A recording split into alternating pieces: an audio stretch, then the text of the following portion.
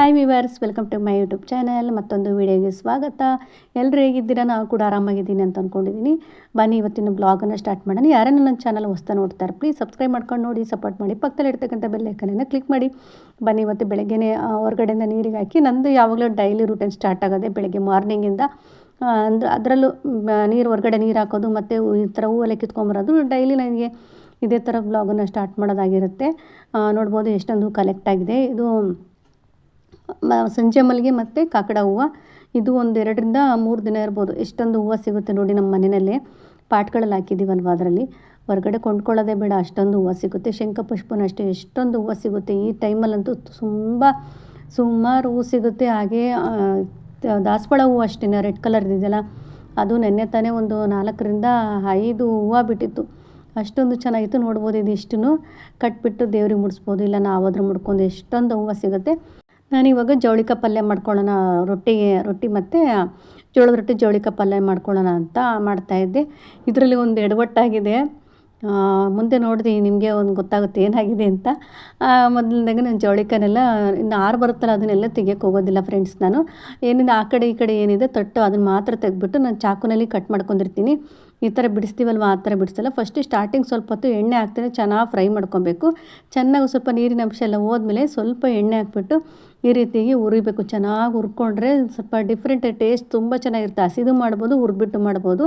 ನಾನಿಲ್ಲಿ ಹುರಿದ್ಬಿಟ್ಟು ಮಾಡೋದು ತೋರಿಸ್ತಾ ಇದ್ದೀನಿ. ಚೆನ್ನಾಗಿ ಹುರಿದ್ಬಿಟ್ಟು ಸ್ಟವನ್ನು ಆಫ್ ಮಾಡಿಕೊಂಡು ಮುಚ್ಚಿಬಿಡೋಣ. ಆ ಬಿಸಿಗೆ ಒಳಗಡೆ ಚೆನ್ನಾಗಿ ಬೇಯುತ್ತೆ ಜವಳಿಕಾಯಿ.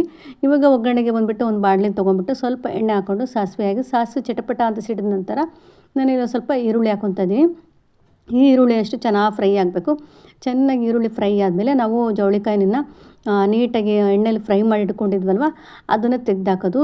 ಕಬ್ಬಿಣದ ಬಾಣಲೆ ಆಗಿರೋದ್ರಿಂದ ಅದರಲ್ಲಿ ಬಿಸಿಗೆ ಚೆನ್ನಾಗಿ ಒಂದು ಸ್ವಲ್ಪ 25% ಅಷ್ಟು ಚೆನ್ನಾಗಿ ಬೆಂದಿರುತ್ತೆ. ನೋಡ್ಬೋದು. ಇವಾಗ ಲಾಸ್ಟಲ್ಲಿ ಬೆಳ್ಳುಳ್ಳಿ ಜಬ್ಬಿಡ್ಕೊಂಡಿದ್ದಲ್ಲ ಅದನ್ನು ಹಾಕ್ಕೊಂಡಿದ್ದೀನಿ. ಬೆಳ್ಳುಳ್ಳಿ ಏನು ಗೊತ್ತಾ, ಮೊದಲೇ ಈರುಳ್ಳಿ ಜೊತೆಗೆ ಹಾಕ್ಕೊಂಡ್ರೆ ಬಾಣಲಿ ಎಲ್ಲ ತಳ ಹಿಡಿಯೋ ಚಾನ್ಸಸ್ ಇರುತ್ತೆ. ಹಾಗಾಗಿ ಈರುಳ್ಳಿ ಚೆನ್ನಾಗಿ ಫ್ರೈ ಆದಮೇಲೆ ಬೆಳ್ಳುಳ್ಳಿ ಹಾಕಬೇಕಾಗುತ್ತೆ. ನೋಡಿ ನಾನಿವಾಗ ಸ್ವಲ್ಪ ಉಪ್ಪನ್ನ ಸೇರಿಸ್ಕೊಂಡ್ಬಿಟ್ಟು ಚೆನ್ನಾಗಿ ಮಿಕ್ಸ್ ಮಾಡ್ಕೊತಾ ಇದ್ದೀನಿ. ಮಿಕ್ಸ್ ಮಾಡ್ಕೊಂಡು ಟೀ ಲೋಟದಲ್ಲಿ 1 ಟೀ ಲೋಟ ಅಷ್ಟು ನೀರು ಹಾಕ್ತೀನಿ, ಜಾಸ್ತಿ ನೀರು ಹಾಕ್ತಾಯಿಲ್ಲ. ಇದು ಸ್ವಲ್ಪ ಗಟ್ಟಿಗೆ ಮಾಡ್ತಾ ಇರೋದ್ರಿಂದ ನೀರು ಕಡಿಮೆ ಹಾಕ್ಕೊಂಡಿದ್ದೀನಿ. ಅದನ್ನ ಹಾಕ್ಕೊಂಡು ಬೇಯಕ್ಕೆ ಇಟ್ಕೊಂಡಿದ್ದೀನಿ ಮೀಡಿಯಮ್ ಫ್ಲೇಮಲ್ಲಿ. ಇಲ್ಲಿ ಪಕ್ಕದಲ್ಲಿ ನಾನು ಬೀಟ್ರೋಟ್ ಪಲ್ಯ ಕೂಡ ಮಾಡೋಣ ಅಂತ ಹೇಳ್ಬಿಟ್ಟು ಬೀಟ್ರೋಟ್ ಪಲ್ಯ ಮಾಡ್ತಾಯಿದ್ದೆ. ನಮ್ಮ ಚಿಕ್ಕ ಮಗ ಜವಳಿಕಾಯಿ ಪಲ್ಯ ಬೇಡ ನನಗೆ ಬೀಟ್ರೋಟ್ ಪಲ್ಯ ಮಾಡಿಕೊಡಿ ಅಂತ ಕೇಳಿದೆ. ಹಾಗಾಗಿ ತುರಿದ್ಬಿಟ್ಟು ಬೀಟ್ರೋಟ್ ಪಲ್ಯ ಮಾಡ್ತಾಯಿದ್ದೀನಿ. ಬೀಟ್ರೋಟ್ ಪಲ್ಯ ಏನೆಲ್ಲ ತುಂಬ ಈಸಿನೇ, ಇದೆಲ್ಲ ಏನು ಎಲ್ಲರ ಮನೆಯಲ್ಲೂ ಗೊತ್ತಿರುತ್ತೆ, ಹಾಗೆ ಮಾಡ್ತಾರೆ. ಹಾಗೆ ನಾನು ಮಾಡಿದ್ನಲ್ವ ಹಾಗೆ ಕ್ಲಿಪ್ಪಿಗೆ ತೋರಿಸ್ತಾ ಇದ್ದೀನಿ. ಸ್ವಲ್ಪ ಕಡಲೆಬೇಳೆ ಮತ್ತು ಉದ್ದಿನಬೇಳೆ ಹಾಕ್ಕೊಂಡು ಈರುಳ್ಳಿ ಹಾಕ್ಕೊಂಡು ಚೆನ್ನಾಗಿ ಫ್ರೈ ಮಾಡ್ಕೊಂಡಿದ್ದೀನಿ. ಇವಾಗ ನಾನು ತುರಿದಿಟ್ಕೊಂಡಿರ್ತಕ್ಕಂಥ ಬೀಟ್ರೋಟನ್ನು ಹಾಕ್ಬಿಟ್ಟು ಚೆನ್ನಾಗಿ ಮಿಕ್ಸ್ ಮಾಡ್ಕೊತಾ ಇದ್ದೀನಿ. ಇದಕ್ಕೆ ಏನು ಹಾಕ್ಬೇಕಂದ್ರೆ ಒಂದು ಸೀಕ್ರೆಟ್ ಇಂಗ್ರೀಡಿಯೆಂಟ್ಸ್ ಇದೆ, ತುಂಬ ಚೆನ್ನಾಗಿ ಟೇಸ್ಟ್ ಇರುತ್ತೆ, ಡಿಫ್ರೆಂಟಾಗಿರುತ್ತೆ. ಇದಕ್ಕೆ ಸ್ವಲ್ಪ ಉಪ್ಪು ಹಾಕ್ಬಿಟ್ಟು ಸ್ವಲ್ಪ ನೀರು ಹಾಕ್ಬಿಟ್ಟು ಹಾಗೆ ಮುಚ್ಚಿಟ್ಟು ಬೇಯಕ್ಕೆ ಇಟ್ಕೊಂಡಿದ್ದೀನಿ. ಸ್ವಲ್ಪ ಸಣ್ಣ ತುರಿಯಲ್ಲಿ ಇರೋದ್ರಿಂದ ಬೇಗ ಬೆಂದೋಗ್ಬಿಡ್ತು. ಕೊನೆಯಲ್ಲಿ ಸ್ವಲ್ಪ ಟೊಮೆಟೊ ಹಣ್ಣನ್ನು ಹಾಕ್ಕೊಂಡು ಚೆನ್ನಾಗಿ ಮಿಕ್ಸ್ ಮಾಡ್ಕೊತಾ ಇದ್ದೀನಿ. ಸ್ವಲ್ಪ ಬೆಂದ ನಂತರ ಇವಾಗ ನಾನು ಇದಕ್ಕೆ ಸ್ವಲ್ಪ ಅರಿಶಿನ ಪುಡಿ ಹಾಗೆ ಸ್ವಲ್ಪ ಪಲ್ಯ ಪುಡಿ ಬರುತ್ತಲ್ಲ ಅದನ್ನು ಹಾಕ್ಕೊಂಡಿದ್ದೀನಿ. ಬೇಕಾದ್ರೆ ಚೂರು ಗರಂ ಮಸಾಲೆ ಹಾಕಿ ಕೊನೆಯಲ್ಲಿ ಸ್ವಲ್ಪ ಹಸಿ ಕೊಬ್ಬರಿನ ಹಾಕ್ಬಿಟ್ಟು ಚೆನ್ನಾಗಿ ಮಿಕ್ಸ್ ಮಾಡಬೇಕು. ಇದಕ್ಕೆ ಇನ್ನೊಂದು ಇಂಗ್ರೀಡಿಯೆಂಟ್ಸ್ ಏನಂದರೆ ಚಕ್ಕೆ ಮತ್ತು ಲವಂಗ ಇರುತ್ತಲ್ವ, ಅದನ್ನು ಚೆನ್ನಾಗಿ ಸಣ್ಣಕ್ಕೆ ಕುಟ್ಬಿಟ್ಟು ಒಂದು ಸ್ವಲ್ಪ ಚಕ್ಕೆ ಸ್ವಲ್ಪ ಲವಂಗ ಕುಟ್ಬಿಟ್ಟು ಹಾಕ್ಬಿಟ್ರೆ ಸೂಪರಾಗಿ ಟೇಸ್ಟ್ ಇರುತ್ತೆ. ಇಲ್ಲಿ ನೋಡ್ಬೋದು ಒಂದು ಕಡೆ ಪಲ್ಯ ಎಲ್ಲ ಜವಳಿಕಾಯಿ ಪಲ್ಯಗೆ ಇಟ್ಟಿದ್ನಲ್ವ ಎಲ್ಲ ಬೆಂದಿದ್ದ ಜವಳಿಕಾಯಿ ಎಲ್ಲ. ಇವಾಗ ನಾವು ಪಲ್ಯ ಪುಡಿ ಮಾಡಿಕೊಂಡಿದ್ವಲ್ಲ ನಮ್ಮ ಮನೆಯಲ್ಲಿ, ಆ ಪಲ್ಯ ಪುಡಿನ ಒಂದು 2 ಸ್ಪೂನಷ್ಟು ಸೇರಿಸ್ಕೊಂಡು ಸ್ವಲ್ಪ ಹುಳಿ ಹಾಕ್ಕೊಂಡಿದ್ದೀನಿ. ಹುಳಿ ಹಾಕ್ಕೊಂಡ್ರೆ ಚೆನ್ನಾಗಿರುತ್ತೆ, ಡಿಫ್ರೆಂಟ್ ಟೇಸ್ಟು. ಹಾಗೆ ಒಂದು ಟೊಮೆಟೊ ಹಣ್ಣನ್ನು ಸೇರಿಸ್ಕೊಂಡಿದ್ದೀನಿ. ಹಾಗೆ ಸ್ವಲ್ಪ ಹಸಿ ಕೊಬ್ಬರಿ ತುರಿ ಹಾಕ್ಕೊಂಡು ಇದಿಷ್ಟನ್ನು ಹಾಕ್ಕೊಂಡು ಚೆನ್ನಾಗಿ ಮಿಕ್ಸ್ ಮಾಡ್ಕೊಬೇಕು. ಮಿಕ್ಸ್ ಮಾಡಿಕೊಂಡು ಮತ್ತೆ ಮೀಡಿಯಮ್ ಫ್ಲೇಮಲ್ಲಿ ಲಿಟ್ಟನ್ನು ಕ್ಲೋಸ್ ಮಾಡಿ ಬೇಯಕ್ಕಿಡಬೇಕು. ಡ್ರೈ ಆಗಿ ಈ ಥರ ಮಾಡ್ಕೊಂಡು ನೋಡಿ, ತುಂಬ ಚೆನ್ನಾಗಿ ಟೇಸ್ಟ್ ಇರುತ್ತೆ, ಸೂಪರಾಗಿರುತ್ತೆ. ಇದನ್ನು ಮತ್ತೆ ಒಂದು 5-10 ನಿಮಿಷ ಮೀಡಿಯಮ್ ಟು ಲೋ ಫ್ಲೇಮಲ್ಲಿ ಇಡಬೇಕು. ಕೊನೆಯಲ್ಲಿ ನಾನಿವಾಗ ಕುರ್ಷಾಣಿ ಪುಡಿ ಇರುತ್ತಲ್ಲ, ಕುರ್ಷಾಣಿ ಮತ್ತು ಹುರ್ಗಡ್ಲೆ ಹಾಕ್ಬಿಟ್ಟು ಪುಡಿ ಮಾಡಿಕೊಂಡಿದ್ದೆ. ಇದನ್ನು ಸೇರಿಸ್ಕೊಂಡು ಕೊನೆಯಲ್ಲಿ ಸ್ವಲ್ಪ ಮಿಕ್ಸ್ ಮಾಡಬೇಕಾಗತ್ತೆ. ಮಿಕ್ಸ್ ಮಾಡಿ ಕೊನೆಯಲ್ಲಿ ಸ್ವಲ್ಪ ಕೊತ್ತಂಬರಿ ಸೊಪ್ಪನ್ನು ಹಾಕ್ಕೊಂಡು ಒಂದು 5-10 ನಿಮಿಷ ಮತ್ತೆ ಮೀಡಿಯಮ್ ಫ್ಲೇಮಲ್ಲಿ ಬೇಯಿಸ್ಕೊಂಡ್ಬಿಟ್ರೆ ಪಲ್ಯ ಸೂಪರಾಗಿರುತ್ತೆ. ಪಲ್ಯ ರೆಡಿ ಆಯಿತು. ಇದು ಏನಾಯ್ತಂದರೆ ರೊಟ್ಟಿ ನಾನು ಯೂಟ್ಯೂಬಲ್ಲೆಲ್ಲ ನೋಡ್ತಾ ಇದ್ದೀನಿ, ಬಿಸಿನೀರು ಹಾಕ್ಕೊಂಡು ಕಲಸೋ ತೋರಿಸಿದ್ರು. ನಾನು ಹಾಗೆ ಸ್ಟೀಲ್ ಪಾತ್ರೆಯಲ್ಲಿ ಬಿಸಿನೀರು ಹಾಕ್ಕೊಂಡು ಕಲಿಸ್ಬಿಡೋಣ, ನೋಡೋಣ ಚೆನ್ನಾಗಿ ಬರುತ್ತೆ ಅಂತ ತೋರಿಸ್ತಾರಲ್ವ ಅಂತ ಹೇಳ್ಬಿಟ್ಟು ನಾನು ಟ್ರೈ ಮಾಡಿದೆ. ಫಸ್ಟು ಟೈಮ್ ಮಾಡ್ತಾ ಇರೋದು. ನಾವು ಯಾವಾಗಲೂ ಸರಿ ಬರುತ್ತಲ್ಲ ಮುದ್ದೆ ಮಾಡ್ತೀವಲ್ಲ ಆ ಥರ ಮಾಡ್ಕೊಂಬಿಟ್ಟು ರೊಟ್ಟಿ ಮಾಡ್ಕೊತಿದ್ದಿದ್ದು ನಾನು. ನೋಡೋಣ ಬರುತ್ತಲ್ವ ಅಂತ ನೋಡ್ಬೋದು. ಗುಳ್ಳೆ ಗುಳ್ಳೆ ಚೆನ್ನಾಗಿ ಬಂದು ನೀರು ಕಾದಿದೆ. ಅದು ಯಾಕೆ ಹಂಗಾಯ್ತೋ ಗೊತ್ತಿಲ್ಲ. ಇವಾಗ ನೋಡ್ತಾ ಇದ್ದೀನಿ, ಕಲಿಸ್ತಾ ಇದ್ದೀನಿ. ಅದೇನಾಯಿತು ಅಂದರೆ ಅಂಟು ಥರ, ಅಂದರೆ ಜಿಗಿ ಬರ್ತಾ ಇಲ್ಲ ಜಾಸ್ತಿ. ಟಿಸ್ಕೊ ಪಸ್ಕೊ ಅಂತಿತ್ತಲ್ಲ, ಆ ಥರ ಆಗಿಬಿಟ್ಟಿತ್ತು. ಏನಪ್ಪ ಮಾಡೋದು, ಈ ಥರ ಆಯ್ತಲ್ಲ, ನೋಡೋಣ ಅಂತ ಹೇಳ್ಬಿಟ್ಟು ಮತ್ತೆ ಸ್ವಲ್ಪ ಸಪ್ರೇಟ್ ಸೈಡಿಗೆ ದಬ್ಬಿದೆ. ನೋಡೋಣ ಇದಾದರೂ ಬರುತ್ತೇನೆ ಅಂತ ಹೇಳ್ಬಿಟ್ಟು ಮತ್ತೆ ಬಿಸಿ ನೀರು ಹಾಕ್ಕೊಂಡು ಕಲಿಸ್ಕೊಂಡೆ. ನೋಡಿದ್ರೆ ಹಾಗೆ ಸ್ವಲ್ಪ ಹೊತ್ತಿನ 1 ಅವರ್ ಇಟ್ಬಿಟ್ರೆ ಹಾಗೆ ಎಲ್ಲ ಪಿಸ್ಕಾಗ್ಬಿಡ್ತೈತೇನೋ ಅನ್ನೋ ಥರ ಇತ್ತು. ನೋಡೋಣ ಅಂತ ಹೇಳ್ಬಿಟ್ಟು ಈ ಥರ ರೊಟ್ಟಿ ತಟ್ಟಕ್ಕೆ ಹೋದರೆ ಅದು ಕೂಡ ಬರಲಿಲ್ಲ. ಎಲ್ಲ ಒಡ್ಕ ಆಗಿ ಹರಿದೋಗಿರೋ ಥರ ಆಯಿತು. ಮತ್ತೆ ಒಂಚೂರು ನೀರು ಹಾಕ್ಕೊಂಡ್ಬಿಟ್ಟು ನೋಡಿದೆ, ಅದು ಬರಲಿಲ್ಲ. ಕೊನೆಯಲ್ಲಿ ನೋಡ್ಬೋದು ನನ್ನ ಅವಸ್ಥೆನ, ರೊಟ್ಟಿ ಅವಸ್ಥೆ ಈ ಥರ ಆಯಿತು. ಕೊನೆಗೆ ನೀರಲ್ಲಿ ಕಲಸಿಟ್ಟಿದ್ನಲ್ಲ ಅದೇ ಹಿಟ್ಟನ್ನ ಬಾಣಲಿ ತೊಗೊಂಡು ಮತ್ತೆ ಸ್ವಲ್ಪ ನೀರು ಹಾಕ್ಬಿಟ್ಟು ಬಾಣಲಿನಲ್ಲಿ ಹಾಕಿ ಸ್ವಲ್ಪ ಮೀಡಿಯಮ್ನಲ್ಲಿ ಬೇಯಿಸ್ಕೊಂಡೆ. ಬಾಣಲಿ ಎಲ್ಲ ತಳ ಎಲ್ಲ ಸೀದೋಗ್ಬಿಡ್ತು. ಯಾಕೆಂದರೆ ಅದು ಮೊದಲೇ ಆ ಗಟ್ಟಿ ಕಲಸಿರೋ ಹಿಟ್ಟನ್ನು ತೊಗೊಂಡೋಗಿ ಹಾಕಿದರೆ ಯಾವ ರೀತಿ ಇರ್ಬೋದು ಹೇಳಿ. ಏನೋ ಮಾಡೋಕ್ಕೋಗಿ ಏನೋ ಆಗೋಯ್ತು. ನೋಡ್ಬೋದು, ಯೂಟ್ಯೂಬರ್ ನೋಡ್ಕೊಂಡು ಮಾಡೋಕ್ಕೋದೆ. ಅವರು ಯಾವ ರೀತಿ ಮಾಡ್ತಾರೋ ಗೊತ್ತಿಲ್ಲ. ಅವ್ರಿಗೆ ಮಾಡೋದನ್ನೇ ತೋರಿಸಿರ್ತಾರೆ. ಆದರೆ ಅದು ಸ್ವಲ್ಪ ಎಕ್ಸ್ಪೀರಿಯೆನ್ಸ್ ಆಗಬೇಕು. ಅದು ಯಾವ ಥರ ನೀರು ಮತ್ತು ಹಿಟ್ಟನ್ನ ಹದ ಮಾಡ್ಕೊಂಡ್ರೆ ಯಾವ ಥರ ಬರುತ್ತೆ ಅಂತ ಒಂದು ಸರಿ ಅವ್ರಿಗೆ ಗೊತ್ತಿರುತ್ತೆ. ಹಾಗಾಗಿ ಮಾಡ್ಕೊಂಡಿರ್ತಾರೆ. ನಾವು ಫಸ್ಟ್ ಟೈಮ್ ಟ್ರೈ ಮಾಡೋಕ್ಕೆ ಹೋಗಿದ್ದೆ, ನಿಜವಾಗ್ಲೂ ಬರಲಿಲ್ಲ. ನನಗಂತೂ ಸಖತ್ ಬೇಜಾರಾಗೋಯ್ತು. ಏನು ಯೂಟ್ಯೂಬ್ ನೋಡ್ಕೊಂಡು ಟ್ರೈ ಮಾಡಬಾರ್ದು ಹೊಸ್ದಾಗಿ. ನಿಜವಾಗ್ಲೂ ನಾನು ಯೂಟ್ಯೂಬ್ ನೋಡ್ಕೊಂಡು ಅಡುಗೆ ಮಾಡೋಕ್ಕೆ ಹೋದಾಗ 2 ಅಡುಗೆ ಕೆಟ್ಟೋಗಿದೆ. ನೆಕ್ಸ್ಟ್ ಇದು 3ನೇ ಅಡುಗೆ ಅಂತಲೇ ಹೇಳ್ಬೋದು. ಅಂದರೆ ರೊಟ್ಟಿದು 3ನೇದು ನಿಜವಾಗ್ಲೂ ಕೆಟ್ಟೋಗಿದೆ. ಅವರು ಯಾವ ಥರ ಮಾಡ್ತಾರೋ ಗೊತ್ತಿಲ್ಲ. ಅವ್ರಿಗೂ ಸ್ವಲ್ಪ ಅನುಭವ ಆಗಿದೆ, ಎಕ್ಸ್ಪೀರಿಯೆನ್ಸ್ ಆಗಿದೆ ಯಾವ ರೀತಿ ಮಾಡೋದು ಅಂತೇಳಿ. ಕೊನೆಗೆ ಈ ಥರ ಆಯಿತು ನನ್ನ ರೊಟ್ಟಿ ಅವಸ್ಥೆ. 2 ಸರಿ ಮಾಡಿಕೊಂಡು ಕೊನೆಗೆ ರೊಟ್ಟಿ ಮಾಡಿದೆ. ಜೋಳಿಕಾಯಿ ಪಲ್ಯ ಜೊತೆಗೆ ರೊಟ್ಟಿ ಮಾಡಿಕೊಂಡು ತುಂಬಾ ಚೆನ್ನಾಗಿತ್ತು. ಆದರೆ ಎಷ್ಟೊತ್ತು ಮೊದಲೇ ಬೇರೆ ಸ್ಕೂಲಿಗೆ ಬೇರೆ ಟೈಮ್ ಆಗಿತ್ತು. ಅದರಲ್ಲಿ ನಂದು ಈ ಅಡುಗೆ ಬೇರೆ ಅವಸ್ಥೆ. ಯೂಟ್ಯೂಬ್ ನೋಡ್ಕೊಂಡು ಅಡುಗೆ ಮಾಡೋಕ್ಕೆ ಹೋದರೆ ಬೆಳಗ್ಗೆ ಟೈಮಲ್ಲಿ ಮಕ್ಕಳಿಗೆ ಸ್ಕೂಲಿಗೆ ಕಳ್ಸೋಕ್ಕೆ ಹೋಗಲ್ಲ, ನಮಗೂ ಇದಾಗಲ್ಲ. ಆ ಥರ ಆಗಿಬಿಡ್ತೈತೆ. ಆ ಥರ ಆಗಿಬಿಡ್ತು ನನ್ನ ರೊಟ್ಟಿ ಅವಸ್ಥೆ. ತುಂಬಾ ಕಷ್ಟ ಆಗುತ್ತೆ ಬೆಳಗ್ಗೆ ಟೈಮ್ ವೀಡಿಯೋ ಮಾಡ್ಕೊಳ್ಳೋದು. ಹೊಸ ಎಕ್ಸ್ಪೆರಿಮೆಂಟ್ ಮಾಡಿ ಅಡುಗೆ ಮಾಡೋಕ್ಕೆ ಹೋದರೆ ಬೆಳಗ್ಗೆ ಟೈಮೆಲ್ಲ ಆಗೋದಿಲ್ಲ. ಹಾಗಾಗಿ ನಾನು ಜಾಸ್ತಿ ವೀಡಿಯೋಸ್ಗಳೆಲ್ಲ ವೆರೈಟಿ ಅದು ಇದೆಲ್ಲ ಹಾಕೋಕ್ಕೆ ಹೋಗಲ್ಲ. ನನಗೆ ಯಾವುದು ಬರುತ್ತೋ ಅದನ್ನು ಮಾಡ್ತೀನಿ, ಬೇರೆದೆಲ್ಲ ಮಾಡೋಕ್ಕೆ ಹೋಗೋದಿಲ್ಲ. ಹಾಗೆ ಇವತ್ತು ಬೀಟ್ರೋಟ್ ಪಲ್ಯ ಜೊತೆ ಮತ್ತು ಜವಳಿಕಾಯಿ ಪಲ್ಯ ರೊಟ್ಟಿ ಇವತ್ತಿನ ಕತೆ ನಂದು ಇದಾಗಿತ್ತು. ಕೊನೆಗೆ ಅಂತೂ ಮಾಡಿ ಮುಗಿಸ್ಬಿಟ್ಟೆ ರೊಟ್ಟಿನ. ನೋಡಿ ಸರಿ, ನಾವೇನು ಹದ ಮಾಡ್ಕೊಂಡಿರ್ತೀವೋ ರೊಟ್ಟಿನ ಮುದ್ದೆ ಥರ ಮಾಡಿಕೊಂಡು ಆಮೇಲೆ ಬೇಕಾದ್ರೆ ನಾವು ಸ್ವಲ್ಪ ಗಟ್ಟಿ ಖಡಕ್ ರೊಟ್ಟಿ ಬೇಕು ಅಂದರೆ ನಾವು ರೊಟ್ಟಿ ಜಿಗಿ ಮಾಡ್ಕೊಂಡಿರ್ತೀವಿ ಸರಿನಾ. ಅದ್ರ ಮೇಲೆ ನೆಕ್ಸ್ಟು ಇನ್ನೂ ಸ್ವಲ್ಪ ಹಿಟ್ಟಾಕಿ ಕಲಿಸ್ಕೊಂಡ್ರೆ ಏನಾಗಲ್ಲ, ಚೆನ್ನಾಗಿ ಬರುತ್ತೆ. ನಾವು ಮೊದಲೇ ನೀರು ಹಾಕ್ಬಿಟ್ಟು ಕಲಿಸ್ಕೊಂಡಿದ್ದು ಗಟ್ಟಿ ಮಾಡೋಕ್ಕೆ ಹೋದರೆ ಬರೋದೇ ಇಲ್ಲ. ಆ ಥರ ಆಗ್ಬಿಡ್ತು. ರೊಟ್ಟಿ ಅಂತಿಂತಿನ ಮಾಡಿ ಮುಗಿಸಿದೆ. ಅವತ್ತು ಯಾಕೋ ಟೈಮೇ ಸರಿಯಿಲ್ಲ ಅನಿಸುತ್ತೆ. ಮತ್ತು ರಾಗಿ ದೋಸೆ ಮಾಡೋಣ ಅಂತ ಹೋಗಿದೆ. ಅದು ಬೇಗ ತೆಗೆದು ತಳ ಒತ್ತುತ್ತಿಂತ ಅದು ಜಸ್ಟಾಗಿ ಕಟ್ಟಾಗಿಬಿಡ್ತು. ಅಂದರೆ ಚೆನ್ನಾಗಿ ಬೆಂದಿತ್ತು. ನೈಟು ಸ್ವಲ್ಪ ಚಿಕನ್ ಸಾಂಬಾರು ಮತ್ತು ರಾಗಿ ದೋಸೆ ಜೊತೆಗೆ ಅನ್ನ ಊಟ ಮಾಡ್ಕೊಂಡ್ವಿ. ಇದು ಮನೇಲಿ ಮಾಡಿದ್ದಲ್ಲ, ಹೋಟೆಲಲ್ಲಿ ತರಿಸ್ಕೊಂಡಿದ್ದು. ಮನೇಲಿ ಮಾಡೋಕ್ಕಾಗಲ್ಲ, ನನಗೆ ಮೊದಲೇ ಹುಷಾರಿಲ್ಲ, ತುಂಬ ಸುಸ್ತಾಗುತ್ತೆ ಅಂತ ಮಾಡೋಕ್ಕಾಗಿರಲಿಲ್ಲ. ಹಾಗೆ ನಮ್ಮ ಅತ್ತೆಯವರು ಹೋಟ್ಲಲ್ಲಿ ತರಿಸಿದ್ರು ಸ್ವಲ್ಪ ಚಿಕನ್ನು, ಹಾಗೆ ಕಬಾಬ್ ತರಿಸ್ಕೊಂಡು ರಾಗಿ ದೋಸೆ ಮಾಡಿಕೊಂಡು ಜೊತೆಲಿ ಊಟ ಮಾಡಿದ್ವಿ. ತುಂಬಾ ಸೂಪರಾಗಿತ್ತು. ಕೆಲವೊಂದು ಕಡೆ ಚೆನ್ನಾಗಿರಲ್ಲ, ಒಂದು ಕಡೆ ಒಂದು ಸರಿ ಅಂಗಡಿ ಅಂತ ನೋಡ್ಕೊಂಬಿಟ್ರೆ ಅಲ್ಲಿ ಚೆನ್ನಾಗಿ ಸಿಗುತ್ತೆ. ಯಾವಾಗಲೂ ರೆಗ್ಯುಲರ್ಗೆ ಅಲ್ಲೇ ತರೋದು. ಹಾಗೆ ಬೆಳಗಿನ ಟಿಫನ್ ಬಂದುಬಿಟ್ಟು ನಾನು ಸಂಡೇದು ಸಂಡೇ ವ್ಲಾಗ್ ಅದು. ಇದು ಮತ್ತೆ ಬೆಳಗ್ಗೆ ಬಂದುಬಿಟ್ಟು ಕಡುಬು ಮಾಡಿದೆ, ತಟ್ಟೆ ಕಡುಬು. ನಮ್ಮ ಚಿಕ್ಕ ಮಗ ಜಾಸ್ತಿ ನನ್ನ ತಿಂಡಿಗಳು ಟೆನ್ಷನ್ ಇರೋಲ್ಲ. ಯಾಕೆಂದರೆ ನನ್ನ ಮಗನೇ ಎಲ್ಲ ಹೇಳ್ಬಿಡ್ತಾನಮ್ಮ ಈ ತಿಂಡಿ ಮಾಡು ಅಂತ. ನಾನು ತಟ್ಟೆ ಕಡುಬು ಮಾಡಿದೆ. ತುಂಬಾ ಚೆನ್ನಾಗಿ ಬಂದಿತ್ತು. ನೋಡ್ಬೋದು ಎಷ್ಟು ಚೆನ್ನಾಗಿ ಬಂದಿದೆ. ಹೂವು ಥರ ಅಷ್ಟು ಸ್ಮೂತಾಗಿ ಬಂದಿತ್ತು, ಸೂಪರಾಗಿ ಬಂದಿತ್ತು. ರೇಷನ್ ಅಕ್ಕಿ ಇಲ್ಲಿ ಮಾಡಿದ್ವಿ. ನಾವೇನು ಜಾಸ್ತಿ ಉದ್ದಿನಬೇಳೆನೂ ಹಾಕೋಕೆ ಹೋಗಲ್ಲ. ಅದಕ್ಕೆ ಎಷ್ಟು ಹಾಕ್ಬೇಕು ಅಷ್ಟೇ ಹಾಕಬೇಕು. ತುಂಬ ಉದ್ದಿನಬೇಳೆ ಹಾಕಿದರೆ ಬಂದುಬಿಡುತ್ತೆ ಅಂತ ಅಂತಾರೆ ಕೆಲವರು. ಆ ಥರ ಎಲ್ಲ, ಅದು ಹದ ಮಾಡಿ ರುಬ್ಬೋದ್ರಲ್ಲಿರೋದು ಯಾವ ರೀತಿ ಬರುತ್ತೆ ಅಂತ ಹೇಳ್ಬಿಟ್ಟು ಸುಮ್ಮನೆ ಹೆಂಗೆ ಬೇಕಂಗೆ ನೈಸ್ ರುಬ್ಬೋದು, ಅಥವಾ ಅನ್ನ ಜಾಸ್ತಿ ಹಾಕೋದು, ಅಥವಾ ಉದ್ದಿನಬೇಳೆ ಜಾಸ್ತಿ ಹಾಕೋದು, ಇದೆಲ್ಲ ಮಾಡೋಕ್ಕೆ ಹೋದ್ರೆ ಯಾವುದಕ್ಕೂ ಬರಲ್ಲ. ಅದು ಪರ್ಫೆಕ್ಟಾಗಿ ಒಂದು ಅಳತೆ ಅಂತ ಇರುತ್ತೆ. ಅದು ಮಾಡಿದ್ರೆ ತುಂಬಾ ಸೂಪರಾಗಿ ಬರುತ್ತೆ. ಯಾರಿಗಾದ್ರೂ ಬೇಕಿದ್ದರೆ ಕಮೆಂಟ್ ಹಾಕಿ, ಕರೆಕ್ಟಾಗಿ ಮೆಸರ್ಮೆಂಟು ಮಾಡಿಬಿಟ್ಟು ತೋರಿಸ್ತೀನಿ. ನಾನು ತಟ್ಟೆ ಕಡುಬು ಜೊತೆಗೆ ಸ್ವಲ್ಪ ಪಾಯಸ ಸ್ವೀಟ್ ಮಾಡ್ಕೊಂಡಿದ್ದೆ. ಅಂದರೆ ಕೊಬ್ಬರಿ ಮತ್ತು ಸ್ವಲ್ಪ ಅಕ್ಕಿ ಇರುತ್ತಲ್ಲ, ಅಕ್ಕಿ ನೆನೆಸ್ಬಿಟ್ಟು ಅದ್ರ ಜೊತೆಯಲ್ಲಿ ಬಾದಾಮಿ ಮತ್ತು ಗೋಡಂಬಿ, ಏಲಕ್ಕಿ, ಸ್ವಲ್ಪ ಕೊಬ್ಬರಿ ತುರಿ ಇದಿಷ್ಟನ್ನು ಹಾಕಿ ಚೆನ್ನಾಗಿ ರುಬ್ಕೊಂಡು ಬೆಲ್ಲದ್ದು ಮತ್ತು ಬೆಲ್ಲ ಕಾಯಿಸ್ಕೊಂಡ್ಬಿಟ್ಟು ಹಾಕಿದರೆ ಸೂಪರಾಗಿರತಕ್ಕಂಥ ಕಾಯೆಲ್ಲ ರೆಡಿ ಆಯಿತು. ಇದು ಬೇಸಿಗೆಯಲ್ಲಿ ಅವರೆಕಾಳನ್ನು ಹಿಚ್ಕಿ ನಾವು ಒಣಗಿಸಿಟ್ಕೊಂಡಿದ್ದೀವಿ, ಫ್ರಿಜ್ಜಲ್ಲಿತ್ತು. ಇದಿಷ್ಟೇ ಇರೋದು. ಸಾಂಬಾರು ಮಾಡಿಬಿಟ್ಟು ಖಾಲಿ ಮಾಡೋಣ ಅಂತಂದು ರೆಡಿ ಮಾಡ್ಕೊಂಡಿದ್ದೀನಿ.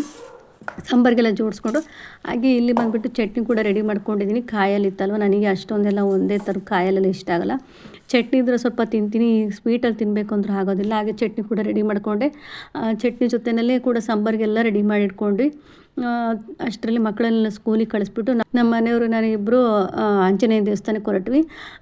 ತುಂಬ ದಿನ ಆಗುತ್ತೆ, ನಮ್ಮ ಮನೆಯವರಿದ್ದರೆ ಹೋಗ್ತಾ ಇರ್ತೀನಿ, ನಾನು ಒಬ್ಬಳೇ ಇದ್ದರೆ ಹೋಗೋದಿಲ್ಲ.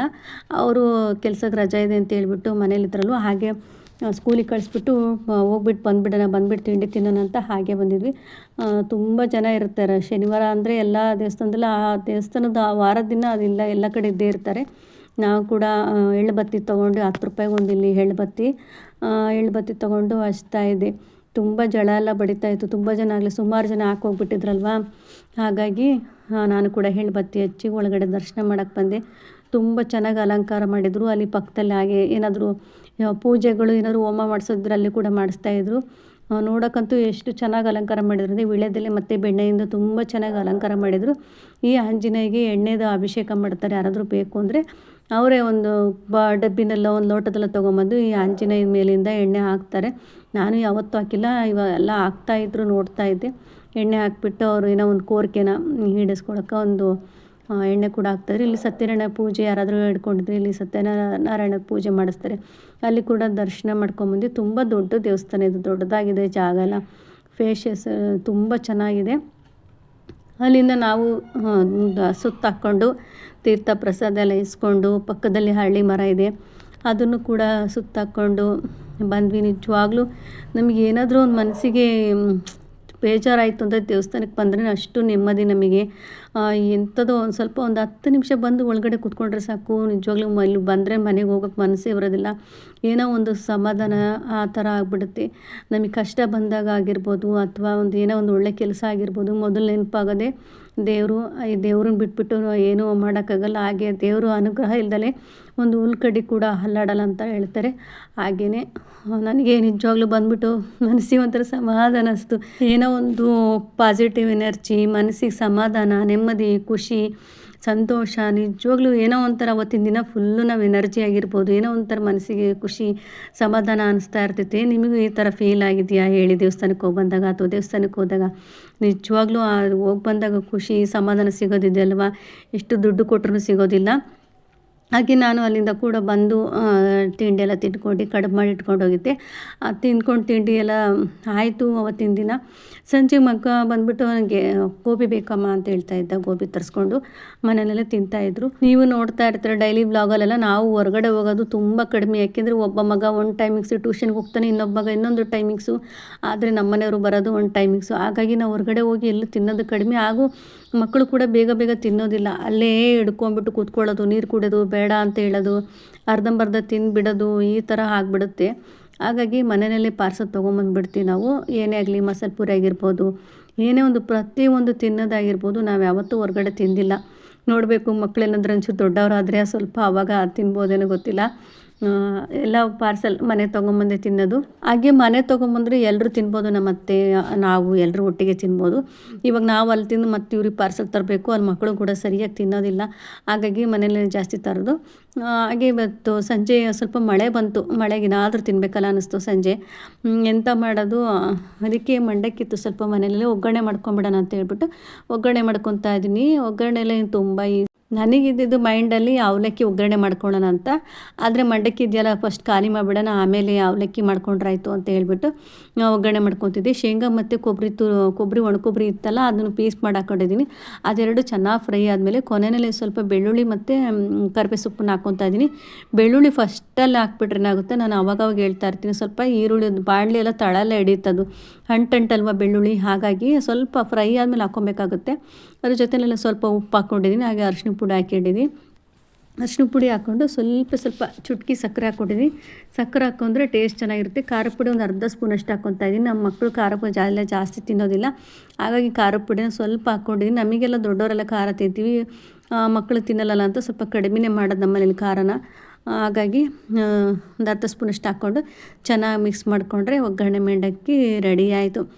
ಸಂಜೆ ಟೈಮಿಗೆ ನೋಡ್ಬೋದು ಎಷ್ಟು ಚೆನ್ನಾಗಾಯ್ತು. ಇದ್ರ ಜೊತೆಲೆಲ್ಲ ಸ್ವಲ್ಪ ಕೊತ್ತಂಬರಿ ಸೊಪ್ಪು ಹಾಗೆ ಕರಿಬೇವು ಸೊಪ್ಪು ಹಾಕ್ಕೊಂಡು ಬಿಸಿಯಾಗಿ ಕಾಫಿ ಅಲ್ಲ ಅಥವಾ ಒಂದು ಟೀ ಕುಡಿತಾ ಇದ್ದರೆ ಆಹಾ ಎಷ್ಟು ಚೆನ್ನಾಗಿರುತ್ತಲ್ವ ಫ್ರೆಂಡ್.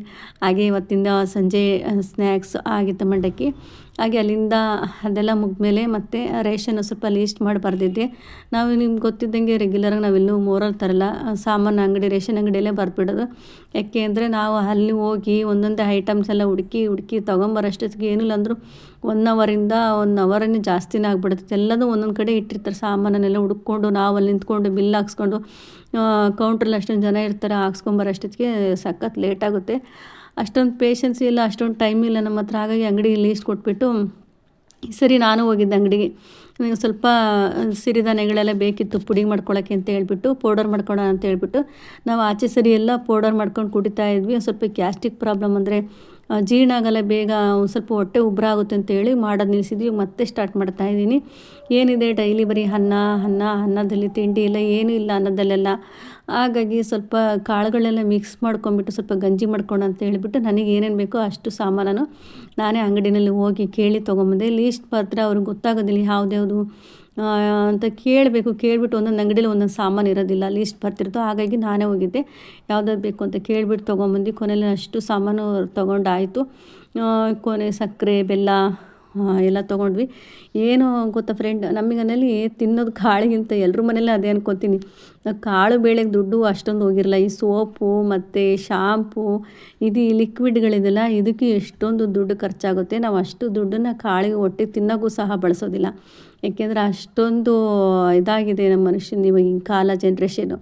ಸೋಪಿನ ಪುಡಿ, ಲಿಕ್ವಿಡು, ಹಾಳಮೂಳು, ಕಂಫರ್ಟು, ಲೈಝಾಲ್ ಇವಾಗೆಲ್ಲ ಬಂದುಬಿಟ್ಟಿದೆ. ಅವಾಗಿನ ಕಾಲದಲ್ಲೆಲ್ಲ ಏನೂ ಇರಲಿಲ್ಲ, ಚೆನ್ನಾಗಿತ್ತು ಅವಾಗಿನ ಕಾಲದ ಜೀವನ ಎಲ್ಲ. ಇವಾಗೆಲ್ಲ ನೋಡಿ ಯಾವ ಥರ ಆಗಿಬಿಟ್ಟಿದೆ. ಜಾಸ್ತಿ ಅದಕ್ಕೆ ಖರ್ಚು ಆಗಿಬಿಡುತ್ತೆ. ರೇಷನ್ ಎಲ್ಲ ಕಾಳು ಬೇಳೆ ಎಲ್ಲ ಸ್ವಲ್ಪನೇ ತೊಗೊಂಬರೋದು, ಅಷ್ಟೊಂದು ಎಲ್ಲ ಸೋಪುಗಳಿಗೆ ಇದಕ್ಕೇ ಹೋಗ್ಬಿಡುತ್ತೆ. ನಾನು ರಾತ್ರಿ ಕೂಡ ಮೊಟ್ಟೆ ಸಾಂಬಾರು ಮಾಡ್ಕೊಂಡಿದ್ದೆ. ಸಾಮಾನೆಲ್ಲ ಎತ್ತಿಡ್ಕೊತೇನೆ, ಸಾಂಬಾರೆಲ್ಲ ರೆಡಿ ಮಾಡಿದೆ. ಮೊಟ್ಟೆ ಸಾಂಬಾರು ಅದನ್ನೆಲ್ಲ ಡೀಟೇಲಾಗಿ ತೋರ್ಸೋಕೆ ಹೋಗಿಲ್ಲ, ಇನ್ನೇನು ಯಾವುದೋ ವೀಡಿಯೋದಲ್ಲಿ ಹಾಕಿದ್ದೀನಿ ಅಂತ ಹೇಳ್ಬಿಟ್ಟು. ಸೂಪರಾಗಿತ್ತು. ಇಷ್ಟಪಟ್ಟು ಮಾಡಿಕೊಂಡು ಊಟ ಮಾಡಿದ್ರೆ ಎಲ್ಲ ಅಡುಗೆನೂ ಸೂಪರ್ ಇರ್ತೈತಿ. ಹೆಂಗಪ್ಪ ತಿನ್ನಲಿ ಅಂತ ಮನಸ್ಸಲ್ಲಿ ಬೇಜಾರು ಮಾಡ್ಕೊಂಡು ಅಡುಗೆ ಮಾಡಿದ್ರೆ ಯಾವುದು ತಿನ್ನೋಕ್ಕಾಗಲ್ಲ. ಹಾಗೆ ನಮ್ಮ ದಿನನಿತ್ಯದಲ್ಲಿ ನಾವು ಏನು ಕೆಲಸ ಮಾಡ್ತೀವಿ ಅದನ್ನು ಅಷ್ಟೇ, ಇವತ್ತು ಹೆಂಗಪ್ಪ ಬೆಳಗಾಯಿತು, ಏನಪ್ಪ ತಿಂಡಿ ಮಾಡಲಿ, ಏನಪ್ಪ ಕೆಲಸ ಮಾಡಲಿ, ಹೆಂಗಪ್ಪ ಅಡುಗೆ ಮಾಡಲಿ ಅಂತ ಈ ಥರ ಮೈಂಡಲ್ಲಿ ಬೆಳಗ್ಗೆ ಎದ್ದೇಳ್ತಿದ್ದಂಕಲ್ಲಿ ಈ ಥರ ಯೋಚನೆ ಮಾಡ್ಕೊತಾ ಇದ್ದರೆ ಅವತ್ತಿನ ದಿನ ಫುಲ್ಲು ಹಾಗೆಯೇ ಬೋರಿಂಗ್ ಆಗಿರ್ತಿ. ಅದನ್ನೇ ಒಳ್ಳೆ ರೀತಿಯಲ್ಲಿ ಎಷ್ಟು ಚೆನ್ನಾಗಿದೆ ಇವತ್ತಿನ ದಿನ, ಬೇಗ ಕೆಲಸ ಮಾಡ್ಕೊಬೇಕು, ಈ ಕೆಲಸ ಮಾಡಲೇಬೇಕು, ಆಗಲೇಬೇಕು, ಇವತ್ತಿದೆ ಅಂತ ಒಂದು ಟೈಮ್ ಟೇಬಲ್ ಅಂತ ಏನು ಮಾಡ್ಕೊಂಡ್ರೆ ಅವತ್ತಿನ ದಿನ ತುಂಬ ಚೆನ್ನಾಗಿರುತ್ತೆ. ಹಾಗೆ ಬೇಗ ಕೂಡ ಕೆಲಸ ಆಗುತ್ತೆ. ಇವತ್ತಿನ ವಿಡಿಯೋ ಇಷ್ಟ ಗೊತ್ತಲ್ಲ, ಲೈಕ್ ಮಾಡಿ. ಹಾಗೆ ಮತ್ತೊಂದು ನೆಕ್ಸ್ಟ್ ವಿಡಿಯೋದಲ್ಲಿ ಸಿಗೋಣ. ಅಲ್ಲಿ ತನಕ ಟೇಕ್ ಕೇರ್, ಬಾಯ್.